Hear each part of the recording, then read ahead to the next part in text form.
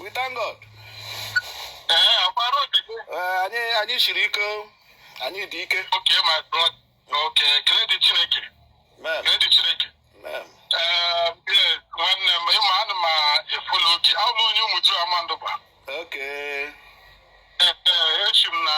Family of people, you know. Okay, sir. Last time ago, you know, I make a way of program, you know.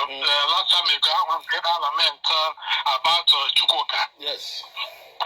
Otoji Abagwa. One name working in Kewezu, that boy. I had a couple of auto.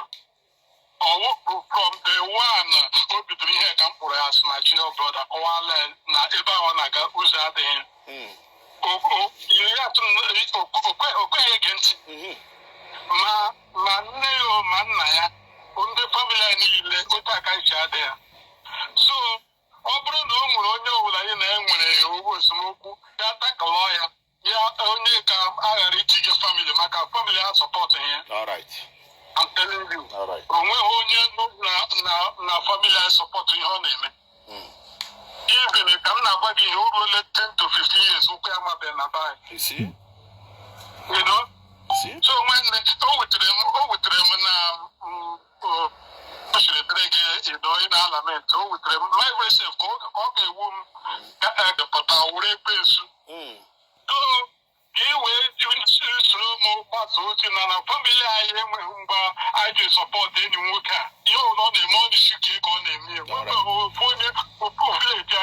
Family support them. Okay. So when the other thank you. I'm sorry.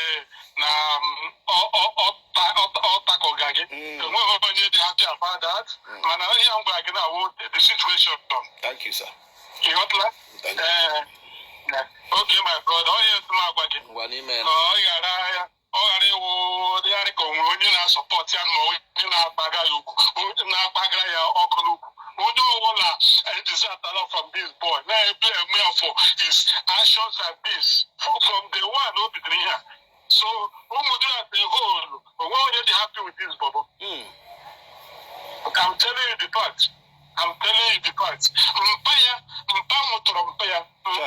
with the last born of my child. I'm telling you. Oh. So, okay, coach, you don't want them say, I'm like a book. I'm going to not the family, the Bobono. What was support together at all? Okay, sir. Ọ dị mma ihe ahụ nwanne Udele nwanne nwoke on behalf of the family apologized to Nonsonkwa na the terrible attitude and iberibu Udele daga oji Nonsonkwa emege content, you know. So ọ ijikwa gị na mụ na Udele awụhụ the same class, mụ na Udele awụ nọ ha the same level. Unwekwene ka mụ na ya ga-esi nọ na the same level n'ụwa ake ma n'ụwa ọzọ. Mụ na enweghị ike. So why I keep reacting to ihe ọ na-ekwu ka unu hapụ iche na ọwa eziokwu ka ọ na-ekwu, because ndị be anyị sị na ọ gbara nkịtị kwere ekwe. Don't be so. Ọ gbara nkịtị kwere ekwe. So if he fire, I will fire back. If he lambast, I will lambast back. Ịhụ na social media wụ gbasugboz onye pịa gị pịa gwụrụ ya. Onye yogure ya. That is social media for you. Then I potassium physically, then we can behave normal. But I know na social media here. I need na gana yara. You got to go so Udele chona yara. Aram ka yara kiye. Udele nwe 5% ara. Aram de 1 million. 1 million%. Imo onye na-amahụ mmadụ na-akpụ ya enyi ya. You got to go onye na-amahụ mmadụ na-akpụ ya enyi ya. Physically aga m yara. Ogote ebe a na-eje. Physically m yara. But since the family Ariola, we have a lot of videos where Udele implicated himself. He will buy Ndibo, he will buy 2 years, he will buy. We have a lot of videos.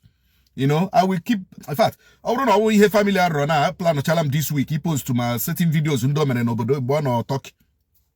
You know, Mankoku. About the family Ariola. But also again, I will post those videos. I'm a guy in social media. I'm not a gentleman. I may look gentle, but I a gentleman or a policeman. onwe onye police mụrụ na gentle awụ m onye ara etoro m na barracks amami na aghọta but since the family arịọla nọ nso nkwa gbaghara ya na onwe ha any family member na support ihe ọ na-eme I will forgive him, you know, I will forgive him. And I will not mention the family again because the family onye chi tackle ya tackle ya as Udele all. Amami na aghọta ya tackle ya as Udele. Ya bụ batala family ha because family of Ofoegbu our family na-emebi ihe. Family of Ofoegbu adogidele this guy akananti dogide akananti oda anu ntị. For the past 15 years Olarubu mudurum amandoba. For the past 15 years Udele Olarubu ụlọ nne ya I will go to his father's house. Very soon aga m aga uru ga m eme video no mudrama ndoba jinde mmadu ụlọ Udele. Yes, I will go to mudrama ndoba. I'm aga n'ụlọ mpia. Ụlọ mpia ọ na-alabe for 50 years. Mụ anọ nso nkwa ga-eji aka m garuo lie n'ụlọ mpia. Ọ na-awe ara. Awụ m onye ara o. I demand o. I demand. Ana m aya ala. So gị chee na ibe social media gị izuzuola agbaghị nkịtị. Ọwụ mụ ahụ. Ama yikwasa gara guy. Ife na amakurole ngi n'elu guy. Ina otebe m na-eje. Oh yes. Ichere ma ihe. Mana onwe ihe ma. The family has showed displeasure or disgruntledness at what you do, you know. But I want to tell you, ogumuna ge bibe. Udele, ogumuna ge personally, ogumuna ge bibe. Icho ka ayala na social media. Ayala. Well. And I'm waiting for you to reply to this video. Udele, and me chegi ke reply at this video. So madam no so don't be replying that anumpam. Don't be replying. No, I na here on social media. Ara ka na ba here. Onye no social media here ishere mma. We are all mad. We are all colos. Onye ishere mma na social media. But I put a physical we can pretend ni ishere anye mma. Man as far as social media is concerned. Na I chakwa agara. Oyara. Then your family has abandoned you. What else do you have? Nonsense man. Udele.